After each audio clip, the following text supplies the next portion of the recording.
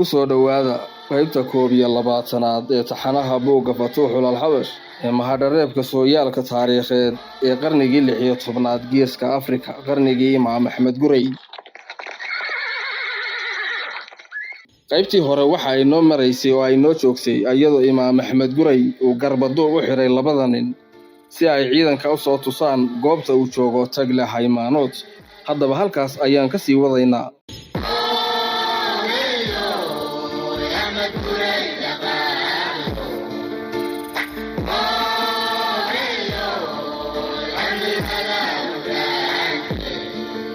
haddaba awraac yaaboon iyo ciidankiisii magaalada qaaqama halka sare ayay ka soo galeen oo xoolo badan ayay ka soo boojiyeen. magaaladiina cagta ayay mariyeen. Abuubakar Qadiin habeenkii oo dhan waa uu socday. labadii garwadeen oo garbaduub u xiranna wuu ishorwaday. habeenkii oo dhan waa ay socdeen ayaga oo sii maraya dooxo iyo buurooyin waaweyn dhexdooda. milaygii hiraabta markii ay hayd ayay labadii garwadeen ee garbaduubka u xidhnaa ay istaageen. kolkaas buu ku yidhi, war maxaad u istaagteen? waxa ayna yidhaahdeen oo ay ugu jawaabeen, meesha hadda aynu joogno ayaannu ka arkaynaa oogtiisii. amiir Abuubakar iyo saaxiibadii waa ay joogsadeen si ay uga wada tashadaan. barkood baa waxa ay yidhaahdeen, inta aynu isku wareejinno ayaynu weerar ku qaadaynaa. amiir Abuubakar baa isaguna yidhi, anigu Imaam Axmed Gurey ballan baan ka qaaday inaan Tagle Haymaanood gacanta ku soo dhigo.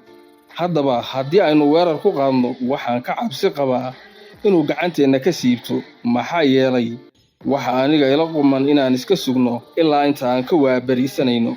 kolkaas ayaannu kadib weerar ku qaadaynaa. waxa ayna yidhaahdeen, adiga ayaa taliyahayagii ah ee sida kula habboon yeel. aan kaa dhex galo saaxiib, aan ku xasuusiyo, haddii aad ku cusub tahay channelka Daymacad Media ka mid noqo bulshada ku xidhan, subscribe saar, gambaleelkana furo. mahadsanid.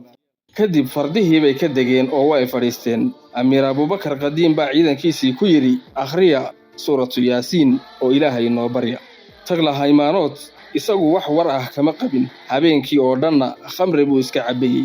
ayagoo ay sidaas tahay, Tagle Haymaanood habeenkii dabayaaqadiisii ayuu guriga ka soo baxay, asagii oo habeenkii oo dhan khamri ku soo jeeday.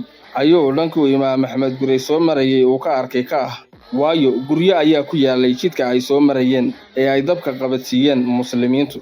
kolkaas ayuu Tagle Haymaanood askartiisii la socotay ku yidhi, maxaad ku sheegi lahaydeen dabka aan u jeedno ee noo muuqda? waxa ayna ku yidhaahdeen, wax kale ma ahee waa tuugtii malabka xadaysay oo inta ay malabkii xadeen kadib aqalada gubeen. Tagle Haymaanood baa yidhi, anigu waxaan u malaynayaa inuu yahay dad ciidan. fardihiinna heesaysta ilaa waagu inoo baryayo. hadduu col yahayna waynu u tagaynaa oo waynu la dagaalamaynaa. laakiinse Tagle Haymaanood kama warqabin in amiir Abuubakar u dhow yahay. fardihii bay heesaysteen oo aqalkii bay hor fadhiisteen. cabbitaankii khamrigana halkii bay ka sii wateen ilaa inta waagu ka baryay. amiir Abuubakar baa labadii garwadeen ku yidhi, imika midkiin ha dhaqaaqo oo 3 naga mid ah ha raaceen. soo fiiriya Tagle Haymaanood xaalka uu ku sugan yahay. haddii uu hurdo iyo haddii uu fadhiyaba igu soo warceliya.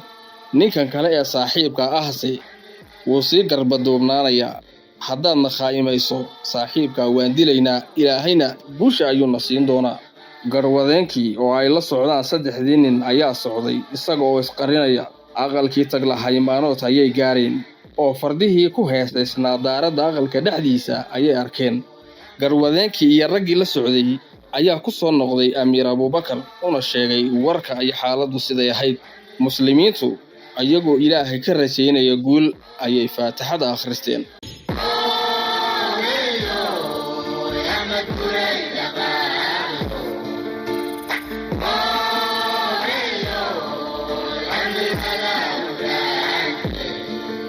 markii uu waagu dilaacay ayuu amiirku faraskiisii la odhan jiray Mubaarak uu koray.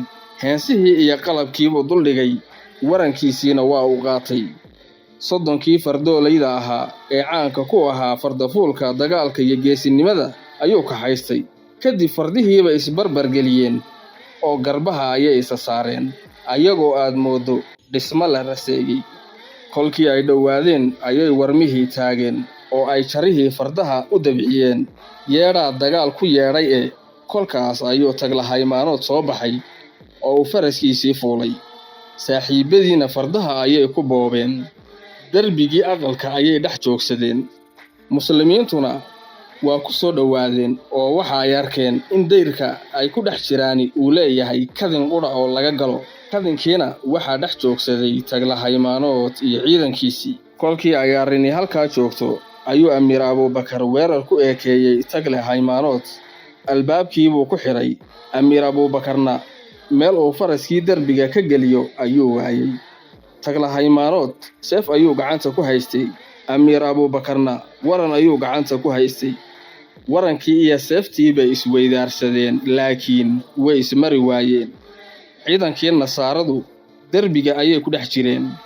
Askartii muslimiinta ahaydna Amiir Abuubakar ayay daba joogeen. Kolkay halkaa marayso ayuu weerartamay nin ka mid ah muslimiinta oo la odhan jiray Dalsagad oo ahaa halyeeyii reer Sayma.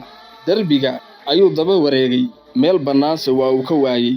Faraskii buu kiciyey. Jarihii buu u sii daayay oo uu kala booday darbiga bartankiisa isagoo ku qaylinaya oo leh wiilkii reer Sayma ayaan ahay. Kolkii ay saaxiibadii arkeen halkii ayay ka daba galeen ayagoo aad moodo aar lalaysa. Ciidankiiba kii kala ku darsamay oo waxaa la isku qabsaday xayndaabkii dhexdiisa. Taglahaymaanood iyo Amiir Abuubakarna sidiiba isku haysteen ayagoo aan kala adkaan oo ay muslimiintii iyo gaaladiina isku daba laynayaan.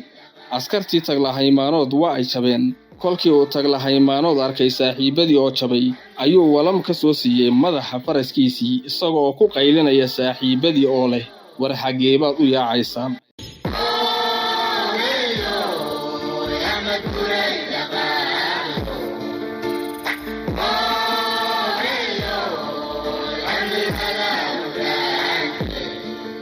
waa hagaagaad baad u mahadsantahay haddii aad halkan nala soo gaadhay. La soco qaybta 22aad ee taxanaha buugga Futuuxul Alxabash ee mahadhareebka sooyaalka taariikheed ee Geeska Afrika qarnigii 16aad gaar ahaan qarnigii Imaam Axmed Gurey. haddii aad ku cusub tahay channelka Daymacad Media subscribe saar gambaleelka furo. mahadsanid.